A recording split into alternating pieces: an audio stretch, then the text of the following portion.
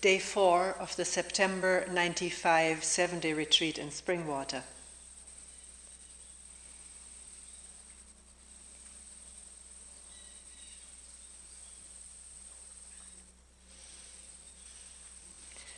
The topic of emotion has come up in several meetings, an hour group last night, individual meetings. And I was asked in a note, could I talk on the topic of emotion? So that's the topic.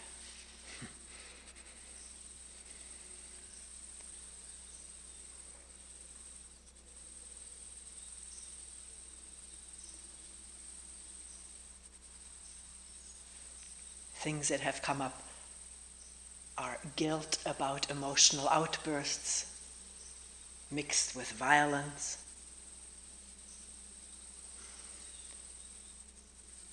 the question, what is bad about emotion? Isn't it natural? Isn't it human?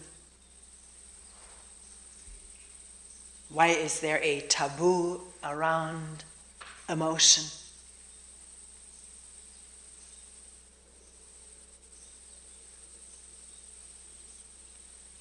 Maybe the person means either about expressing emotion or talking about emotion.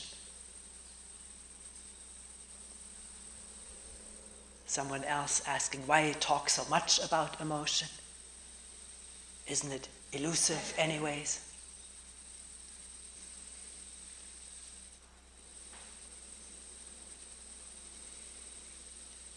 And all the while, maybe we can feel it here right now, some kind of a nagging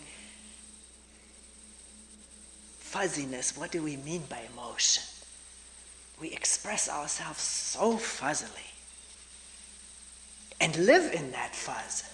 We talk fuzz and hear fuzz and discuss it and are not precise. And that's why we can't get together so often in our discussions or dialogue, because each one of us is not quite precise enough to express clearly what it is we're talking about.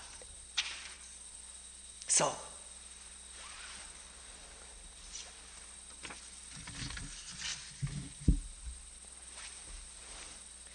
can we demand of ourselves and each other precision?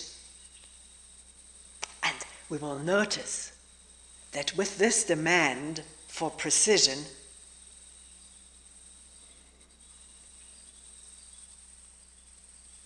comes a felt difficulty maybe, or resistance.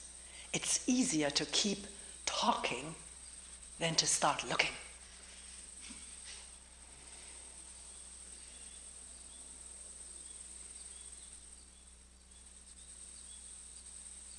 But as soon as we start looking,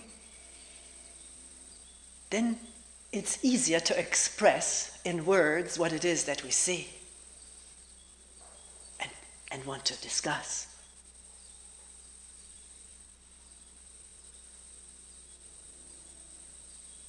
So it's very difficult for me this morning to talk about emotion without having more of a clear sense what each of us means when we use this term. Because that's where such oppositions as, is emotion bad, is it natural, is it a taboo, why talk so much emotion, all of this may just be emerging from unclarity about what it is we're talking about. First of all, I'm not talking too fast. Let us start freshly this morning, reminding ourselves we're not talking about good things and bad things. Labeling something good or bad, right or wrong, immediately impedes the inquiry or affects it, colors it, narrows it. One can experiment with this oneself. If I think something is bad or disturbing, wrong, I I won't listen freely. The organs of perception have already been affected by the thought. It's bad. So why is it that we keep feeling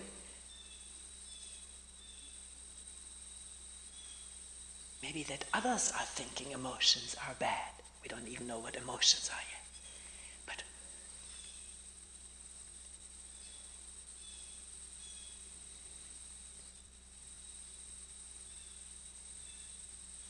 what about oneself? Let's leave the others alone.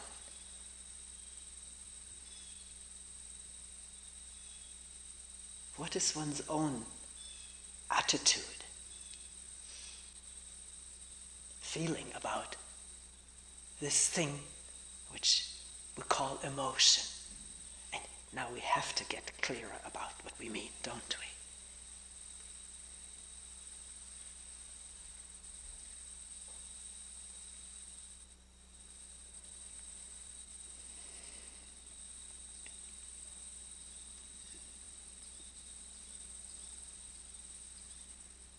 What is covered by the term emotions?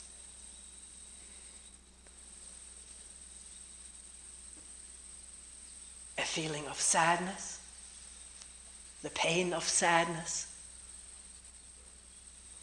maybe a choking feeling on the chest, heart, tear glands flowing over.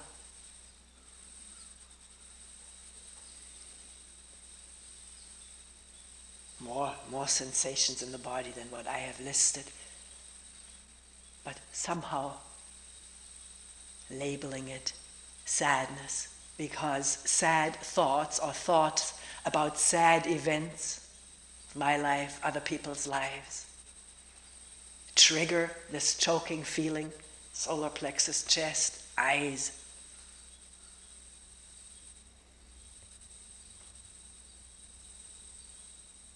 Sad stories meaning stories of loss or remembrance of loss or imminent loss.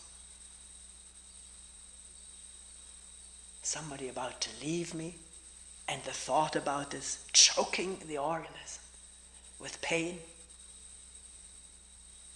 uneven breathing,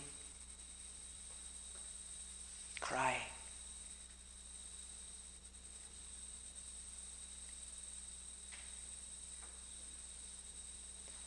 And whether it is expressed in front of others or not, is that what we call emotion, felt alone and also in relationship with others? Does the emotion change somewhat when others are there? Is something very interesting to observe. I'm wondering what is going on for people who have just suffered a tremendous loss. Here recently 3 diplomats died in an accident in Bosnia. And there were a scene on the news of the funeral and the relatives, daughters, wives, and the camera upon them.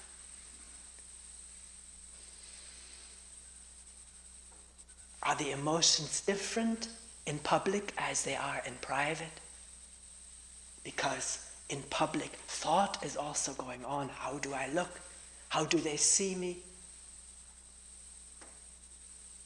Maybe the thought, how should I impress them? A person in this situation, I don't mean now this funeral, but in general these tear-rendering and heart-wrenching scenes, are the people who are close-up photographed, feeling under the pressure to perform according to how a person who has suffered like this ought to look and sound? And does that hold true for oneself? It's an interesting question to raise, which, please, has nothing to do with judgment, right or wrong. See, the beauty of what is going on here in retreating together is to learn about ourselves, to allow the unseen or unknown to reveal itself as we go. allow ourselves to reveal ourselves as we go. And if the injunction, the command is already there, change, you got to change, then again there is an interference with this process of revelation.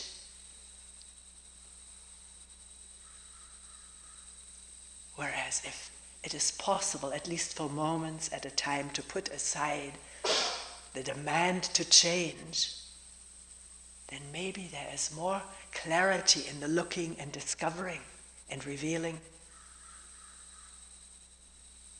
which in itself one will find out sooner or later, and certainly over a long time, that learning and watching without judgment, allowing oneself to reveal oneself, has a changing effect.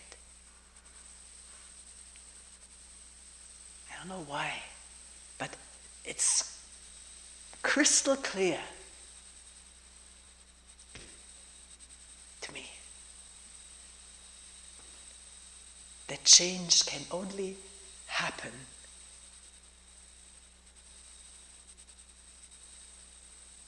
when there's freedom to look and experience and listen and be as one happens to reveal oneself this instant.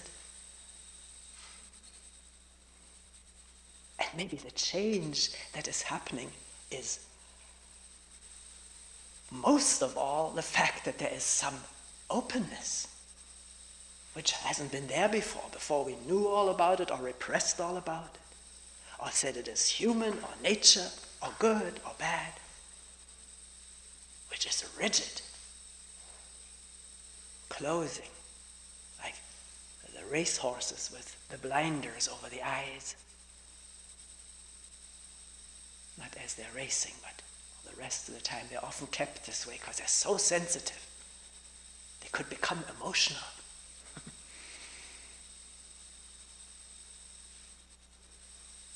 Are animals emotional? Meaning, I haven't really gotten into the meaning yet. Meaning what? What can we say? Movement, that's what emotion means, moving. Body juices, chemicals flowing, and muscles, organs, glands operating at high speed. A lot of adrenaline emptied out into the system, and what does the body do with it? But the muscles needing to run or lash out, the voice to be raised, blood rushing into the head, and with all of this pressure, a demand for release.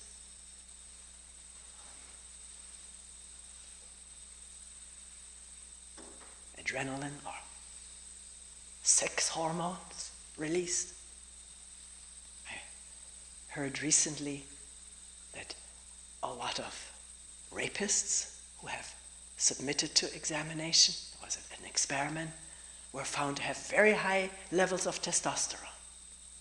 Some of them were even willing to undergo some expensive therapy to reduce that, because they felt at the mercy of this.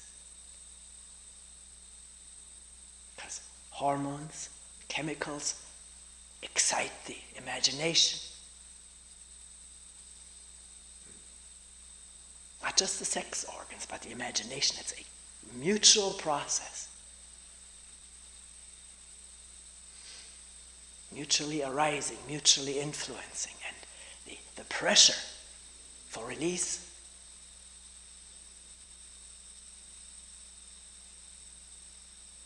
Fear, anger. One can feel, can't one, if an emotion is triggered by a thought, a memory, a happening. One wanted to do something this way and somebody crosses it. Somebody says, no, not this way. You can't do it this way. Do it my way. And everything that's there flowing to do things in an accustomed way are blocked. Things are blocked. The body, the chemical, the thoughts, the whole motion is impeded. And anger results. Anger meaning all of this stuff exploding into a reaction against being impeded, hindered, blocked, told what to do and what not to do, in the presence of wanting to do things in one's own way. I'm not saying it's bad, or wrong, or right, or natural, or human. Everything is human. Everything is universal. Everything is atoms and molecules, air and space. So the words don't mean so much, but observing it directly and out of direct observation, giving it expression, may have some meaning because we're not so different from each other, are we?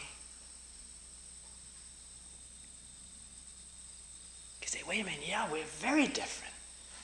You're very emotional, and I'm not.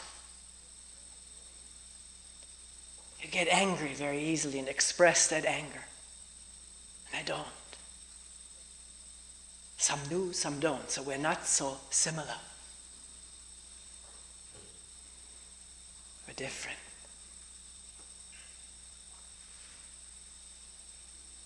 I'm not so sure about this. Controlled today and out of control tomorrow. Or maybe internally angry at oneself or others, but not the ability, not the learned ability to shout it out.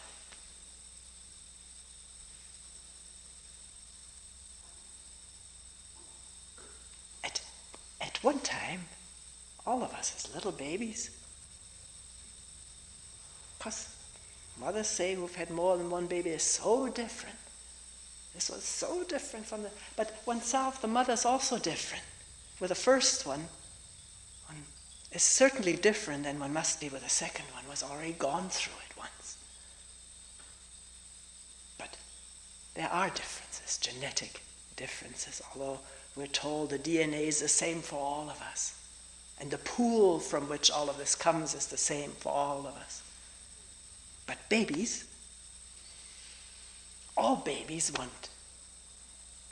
all babies want to feed. Or going back further, most babies were in a good space inside the uterus, in which everything was taken care of for them, and didn't have to do a thing. Didn't have to cry, ask. It was coming automatically, freely.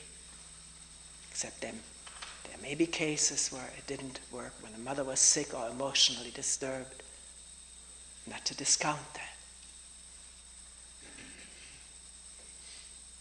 Addicted mothers pass chemically the addiction onto their children, or the need for addictedness. So, coming out of this paradise, if you will, pretty constant temperature, no need for air conditioner, even though it's 98.6.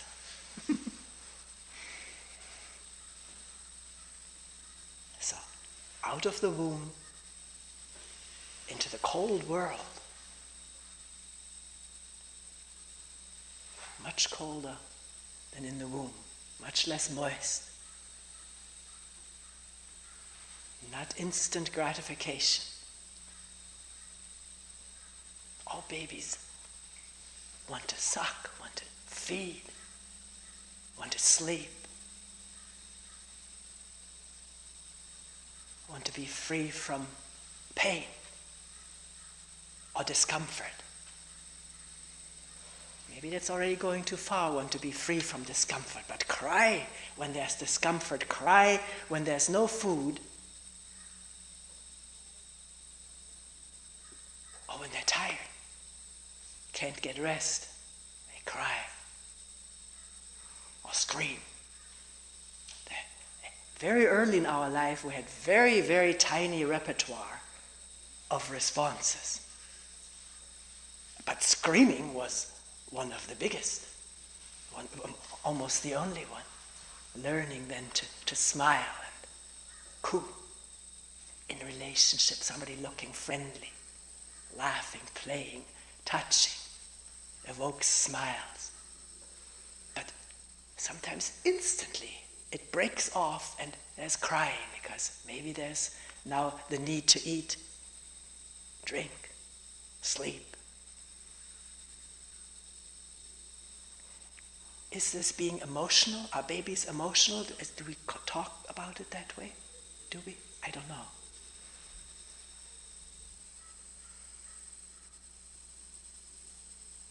We may think so early on. He's angry like his father.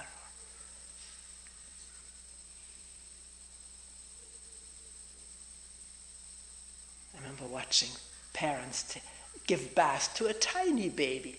Seemed too tiny to be put into a bathtub. It was a tiny bathtub, of course. But the baby screamed. It didn't like it, obviously. And the parents sort of nodded at each other and said, he's mad, all right.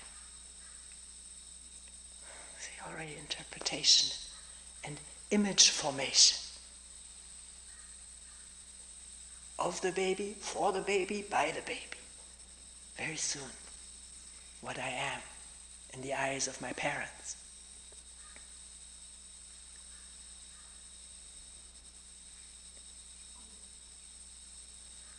So in the very beginning, most babies are taken care of quite well. Their needs are being taken care of, even if the parents both have to go to work. Sometimes mothers tell me, I'll stay home for quite a while. I only go to work in half a year, or in a year. So even though mothers, fathers have to go back to work for whatever reasons, we need to or think we need to go back to work, babies are usually well taken care of. Human beings usually love babies. Babies are used a lot on ads to just evoke a pleasant association and buy that faucet with which the baby sprays its face in the mother's face.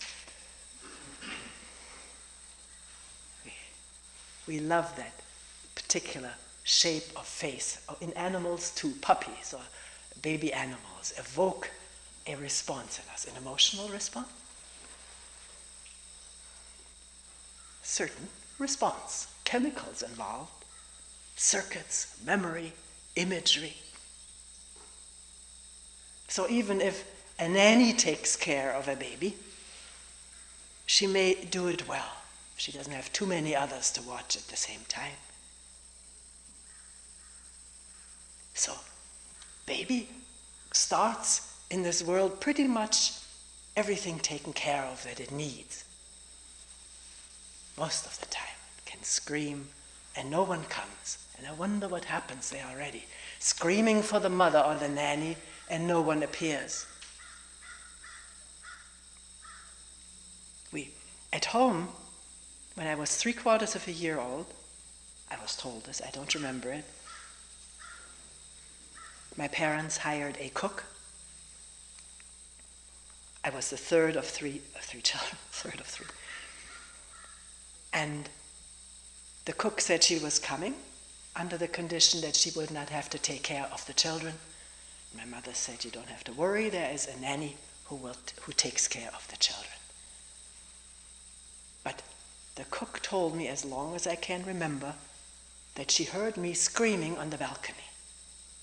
And my mother said that quite freely, was not apologetic about it. She felt that it was good for the baby to cry for certain periods of time to strengthen the lungs.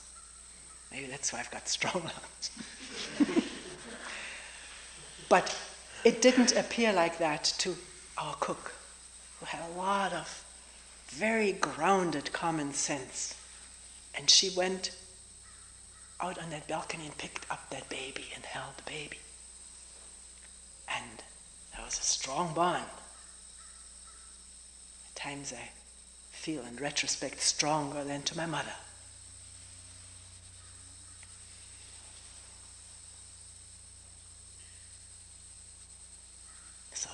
an emotional bond. Is that what we call emotion? Wanting to be close to someone, seeking the person out. I would read her stories while she was ironing in the kitchen, preparing food. Was that emotional? She could get very angry. My mother could get very angry, and the two of them got very angry at each other. And it was very upsetting to me. Particularly, my mother obviously was the stronger one. She had the position, she hired her. The woman was just a cook, a maid. So I felt very strongly for her, for protective of her.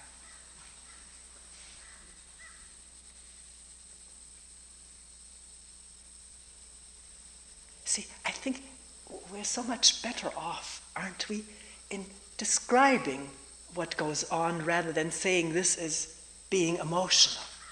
And then it becomes hard to deal with. What do we mean? What is it, this moment of getting angry? Or this moment of fear arising, wanting to just beat it, leave, split, run away. Or sadness, just wanting to cry for oneself, or crying in public or on somebody's shoulder. This is what happens to us. Either totally unawares, or with a beginning glimmering of awareness that this is going on.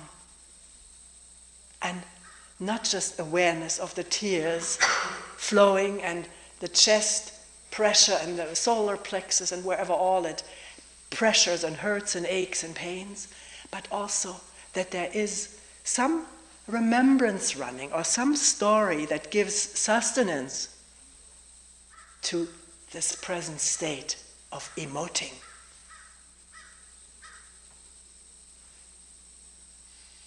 Remembering how dearly I was treated or how meanly I was treated.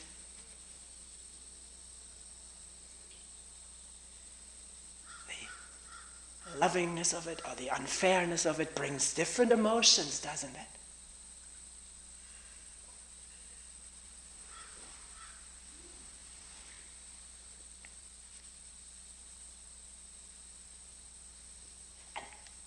Here someone say, well, this is not what I mean. This isn't bad or good. But what is considered bad is when it explodes. The fear explodes into panic, or the anger explodes into rage.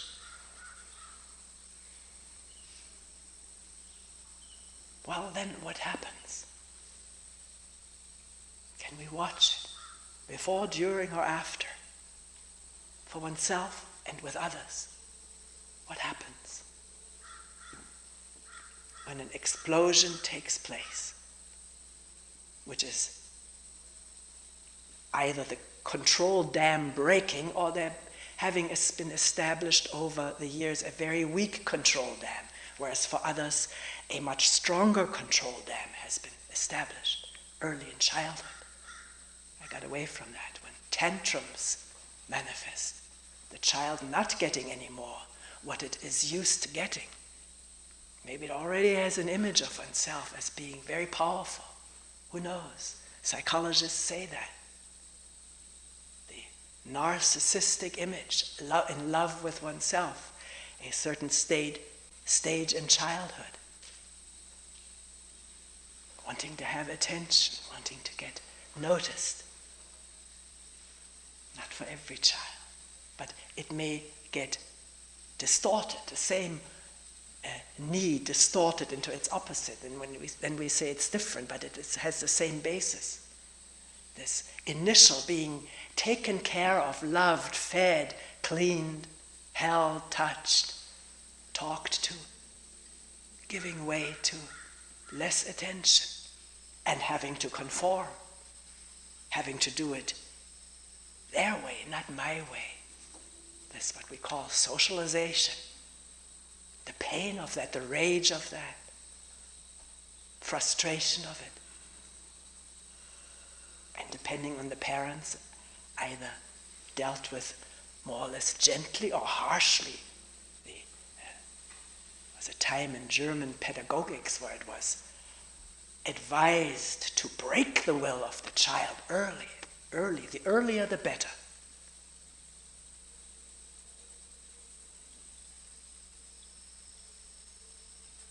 So it's not that not all of us at one time have wanted to be the universe at our command, at our need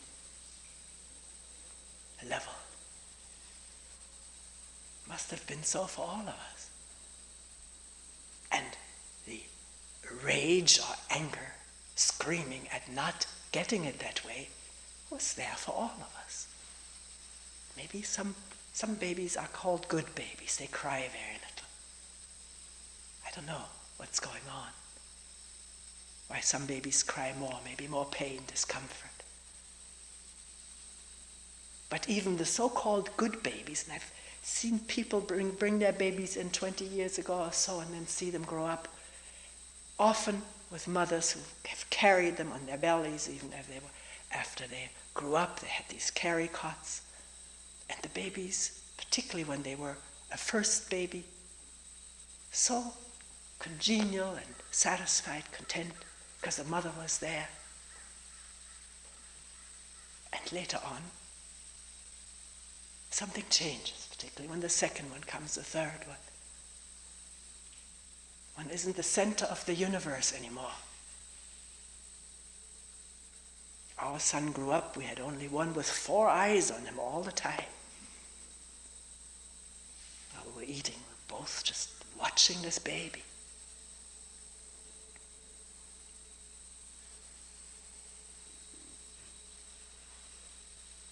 But then eventually frustrations happen. He had a lot of rage, tremendous amount of rage.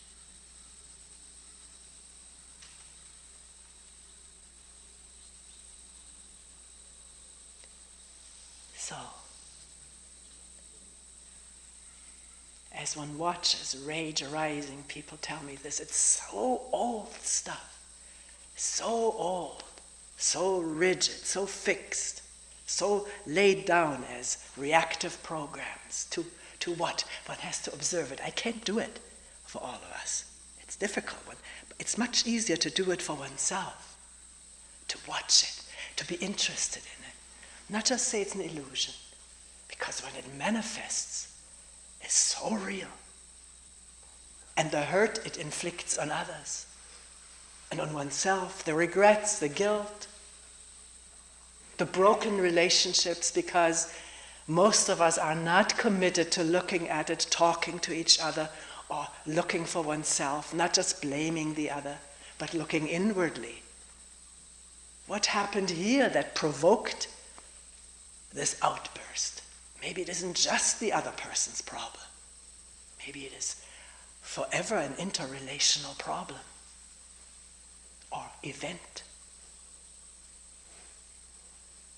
The brain is so good at projecting onto others what we can't see or face in ourselves, and then getting irritated and when it happens in others. The moodiness, the anger, the fearfulness, the lack of expression, not talking.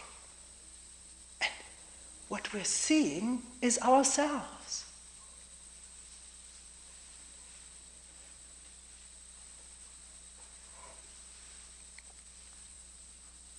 I read that when you watch television, everything is projected because all there is bunches of lights and dark and changing impulses.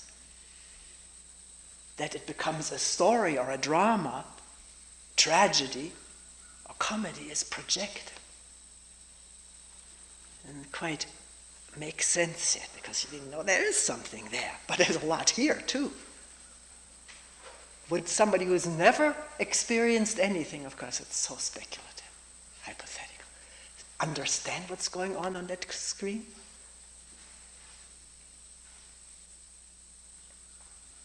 We understand it because we're able to project. And that's what good story writes and playwrights and TV what are they called, shows? Rights? Know how to appeal to that which bothers us most or irritates or moves us most or fills us with longing and desire. Put it on the screen and we are those characters, aren't we? If we're not, the thing is so lame and boring. If we can't identify with what's going on somehow or other, turn it off. So, is that maybe a lead into wondering, in being disgusted at others who are so this way, so that, so emotional, so difficult to be with, so, I don't know what all the so's are, lots of them. I'm not putting it down. Can we wonder seriously, in a committed way, what of that is ourselves?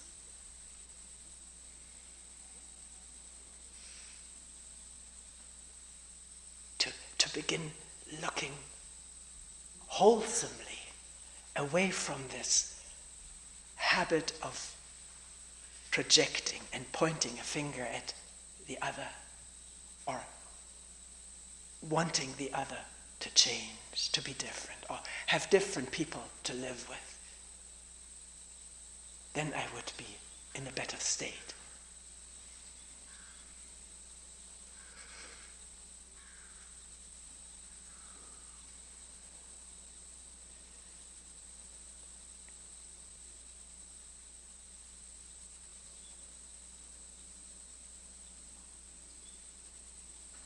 Who are the others?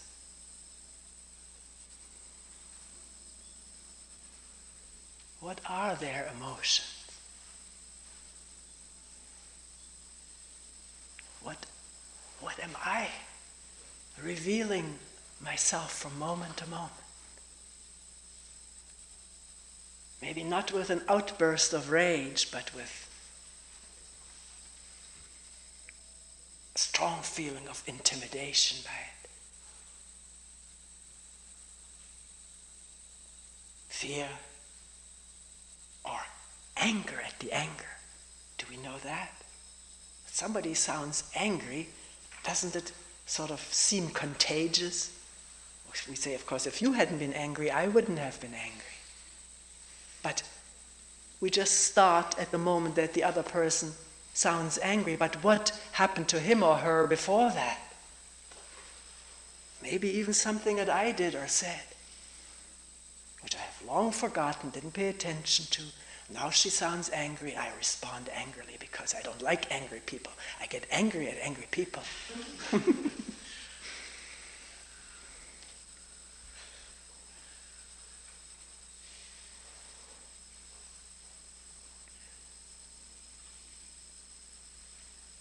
I noticed this in growing up with our son. With a little bit of insight here and there.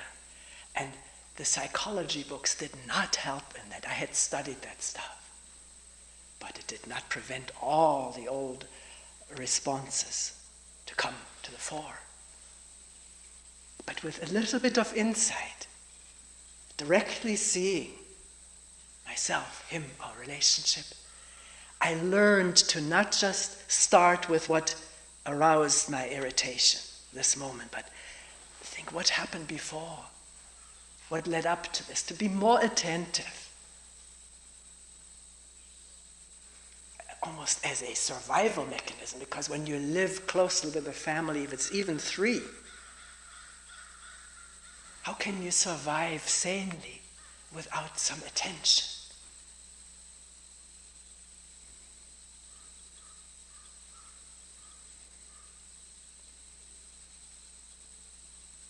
I remember coming back from Sesshin.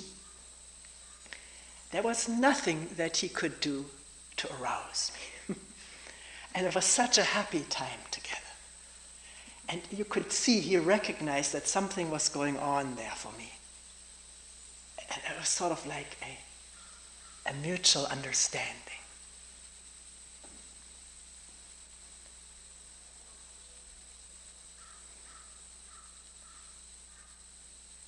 But if I wanted to teach him some Buddhism, he'd say, Mom, it's done whole bunches of good for you, but leave me alone. Don't lay it on me, is what he said.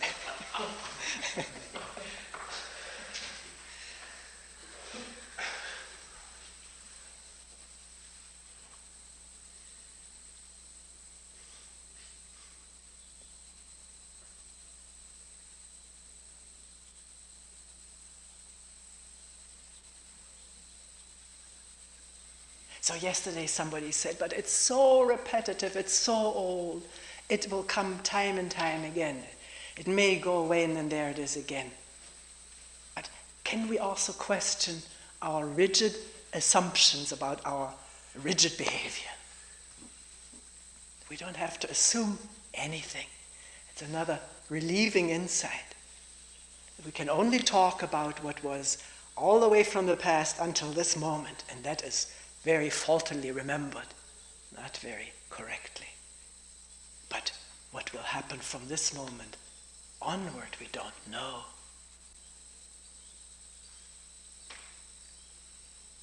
It's a different attitude, isn't it? A different frame of mind. But for that we need to catch these underlying assumptions. It'll always be this way.